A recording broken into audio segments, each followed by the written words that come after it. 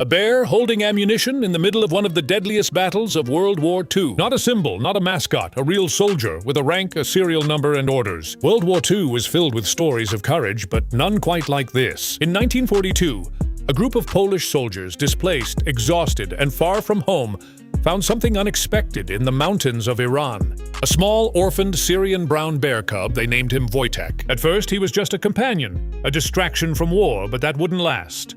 The soldiers of the Polish II Corps had already endured unimaginable hardship. After being released from Soviet labor camps, they were marching across the Middle East, rebuilding their army from nothing. When they found the bear cub, they adopted him. They fed him condensed milk from a bottle, gave him fruit honey, even allowed him to drink beer. Wojtek quickly became part of daily life. He slept in tents, he wrestled with soldiers, he followed them everywhere.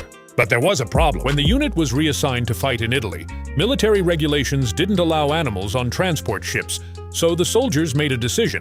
They officially enlisted Wojtek. He was given a rank, a service number, and listed as a private soldier, not as a joke, as a solution. By 1944, the Polish II Corps was sent to Italy. Their objective: break through German defenses at Monte Cassino. This wasn't just any battle. The German army had fortified a mountain monastery, turning it into a nearly impenetrable stronghold. Allied forces had already failed multiple times. The terrain was steep, the artillery relentless, and the casualties devastating. When the Polish forces entered the fight, they were walking into one of the toughest battles of the war, and Wojtek went with them. During the battle, soldiers were tasked with transporting heavy crates of artillery shells. Each crate was dangerously heavy. The terrain made movement slow and exhausting. Then something unexpected happened.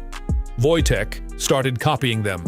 He watched soldiers carry crates, then walked up, stood on his hind legs, and lifted one himself. At first they thought it was a fluke, but it wasn't. Wojtek began carrying ammunition, back and forth, without dropping a single crate. No panic, no fear, just a massive bear moving calmly through chaos.